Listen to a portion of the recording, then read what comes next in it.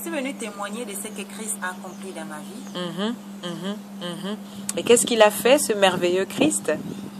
Ah, Jésus-Christ, ce qu'il a fait. Avant de rencontrer Christ, j'ai fait 2 avortements successivement. Et c'est ce qui m'a condamné à une stérilité secondaire. Et qu'est-ce qui vous a amené à déclarer que vous aviez une stérilité secondaire? Vous avez vu des docteurs? D'abord, j'ai eu un problème. Ça veut dire que je n'arrivais plus à avoir, disons, correctement mes menstrues. Ok. Donc, pour prendre les menstrues, il fallait toujours boire les médicaments. Ok. Avant que vos menstrues ne viennent, il fallait d'abord que vous preniez des médicaments. Oui, Waouh. il fallait toujours que je puisse prendre des médicaments pour déclencher les menstrues. J'avais ce problème-là aussi. Oui. Et ensuite, après que vous ayez remarqué cette anomalie, qu'est-ce qui s'est passé? Est-ce que vous vous êtes rapproché d'un docteur? Oui, parce que à un moment donné, j'ai voulu avoir des enfants. Donc je me suis rendue chez le docteur Ogoué et j'ai commencé à faire des soins là-bas. Je suis à faire des soins, ça veut dire des examens et autres. Et c'est là, par contre, on a découvert que j'avais, que mon utérus avait un problème. Ça veut dire que pour rien d'être rond, mon utérus était aplati.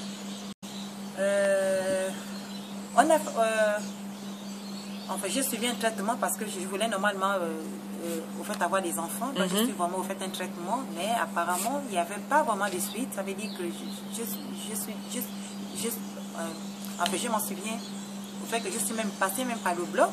Wow. Mais il n'y avait pas de suite. Il disait en fait que vous ne pouviez pas avoir d'enfants. Non, c'était pas possible que je puisse avoir des enfants parce que j'avais déjà ce problème d'utérus là.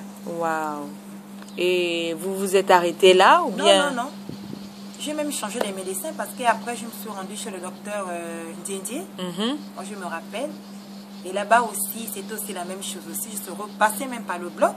Wow. Mais apparemment, il n'y avait pas vraiment de suite. Ça veut dire vraiment c'était ce problème-là. Et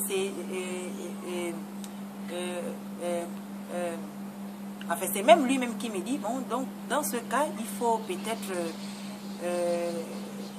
chercher un peu plus de moyens pour essayer d'aller un peu à l'étranger, disons en Europe, essayer de faire des bébés éprouvettes. Et malgré ça, je ne me suis pas découragée. Je suis repartie voir un autre médecin. Et c'était la même chose. Wow. C'était la même chose. Ça veut dire que vraiment, je ne pouvais pas avoir des enfants. J'ai tout essayé et puis bon. J'ai laissé et après j'ai accepté Christ. Ok. Vous avez connu Christ et il y a eu un changement dans votre vie? Oui. C'est même ce qui m'amène même à témoigner. Wow. C'est ce qui m'amène à témoigner parce que après j'ai accepté Christ, mais je savais que j'avais déjà ce problème puisque les médecins m'avaient dit vraiment c'était pas comment dirais-je, possible pour moi pour avoir les enfants. Mais quand j'ai accepté Christ et j'ai pris ce fardeau là, je l'ai remis entre les mains du Seigneur. Amen. J'ai commencé à servir le Seigneur. Wow. La prophétesse Ada Edwige Badangoy, elle a organisé un séminaire qui s'est passé au gymnase Olumi. Moi, je me rappelle, c'était en mars 2006 où le séminaire s'est passé. Et j'ai assisté à ce séminaire-là. J'étais même dans un dans un département. J'étais en train de servir. Et après, qu'est-ce qui s'est passé pendant ce séminaire? Et c'est pendant ce séminaire que j'ai eu mon miracle. Wow. Pendant ce séminaire, la prophétesse Ada Edwige, elle avait prophétisé. Elle avait prophétisé pendant qu'elle était en train de prêcher. Et puis, elle avait prophétisé. Elle avait libéré une parole. En disant non que je vois que le ciel est ouvert et il y a des bébés qui sont en train de descendre pour des femmes qui sont dans la salle et pour des femmes stériles, disons pour des femmes qui ont des problèmes d'enfants. Ok, pour enfanter. Voilà, pour enfanter. Donc Et là, vous avez reçu votre bébé. Oui, c'est là où j'ai reçu vraiment au fait, mon bébé. Et alors, et après... Elle a prophétisé, mais c'était pour... En fait, c'est une parole qu'elle avait libérée, au fait, pour toutes les femmes. Mais moi, je crois que c'est à ce moment, au fait, que j'ai reçu, au fait, mon miracle. Et comment ça s'est passé? Comment ça s'est matérialisé, cette prophétie? Le miracle s'est passé, ça veut dire... au fait, le miracle s'est passé... 2 jours après le séminaire, il y a eu d'abord, au fait, un premier miracle. Ça veut dire que 2 jours, au fait, après le séminaire, j'ai eu mes menstrues. Wow. Les menstrues sont arrivées sans pourtant que je ne puisse prendre même mes médicaments. Et j'ai commencé, au fait, à avoir mes... au fait, avoir mes menstrues normalement. Normalement, alors qu'avant... Alors qu'avant, il fallait que je puisse toujours prendre des médicaments, au fait pour déclencher, au fait, les menstrues. Waouh. Et puis, bon, je crois quelques mois après le séminaire, je suis tombée enceinte. Waouh. Je suis tombée enceinte et voilà, j'ai fait. Je veux par contre vous présenter mon fils. Il est là, il s'appelle Zoé Emmanuel. Waouh. Aujourd'hui, il a 6 ans aujourd'hui. Voilà. C'est cet enfant de miracle que le Seigneur a. Vraiment, c'est ce que le Seigneur a accompli dans ma vie. Gloire vraiment, à ce Dieu. miracle-là. Gloire à Dieu. Donc, bonjour Zoé Emmanuel. Bonjour. Comment vas-tu? Ça va bien. Waouh. Donc, au fait, je disais, juste après le séminaire, après ce premier miracle de menstrues, et le deuxième miracle, c'était maintenant, au fait, ma grossesse. C'est-à-dire, je suis tombée enceinte. Sans problème. Non, sans problème, sans pourtant, non, vraiment sans problème. Et j'ai passé bien ma grossesse. Wow. Et j'ai mis au monde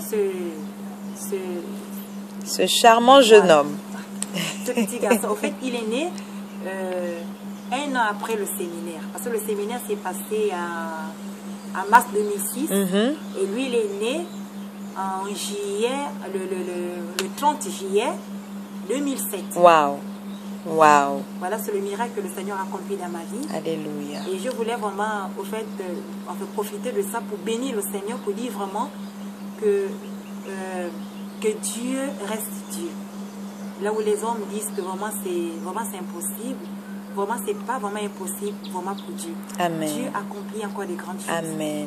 Vraiment pour des femmes qui sont dans la même situation, en fait, qui ont vécu la même situation, ou bien qui vivent, comment dirais-je, pour les femmes qui sont, comment dire, certainement, au fait, dans la situation par laquelle vous êtes passée. Voilà, dans la situation par laquelle je suis passée, vraiment, c'est dit que vraiment, Dieu reste Dieu. Vraiment, c'est de venir c'est vraiment d'accepter Christ. Amen. Et puis de venir vraiment au Seigneur, parce que rien n'est impossible. Il est capable. Dieu est capable. Il est capable. Alléluia. Dieu est vraiment capable. Vraiment, c'est ce qui m'a amené vraiment à rendre témoignage et à glorifier le nom de Christ. Amen. Wow. Bien, nous bénissons vraiment l'Éternel pour ce merveilleux témoignage et surtout pour la preuve de ce témoignage qui est Emmanuel, Zoé Emmanuel, qui est présentement là parmi nous.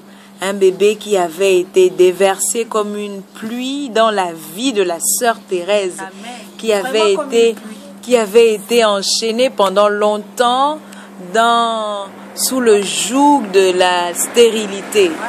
Possible à Dieu. Dieu est grand. Alléluia. Dieu est vraiment grand. Il est grand. Nous bénissons l'Éternel.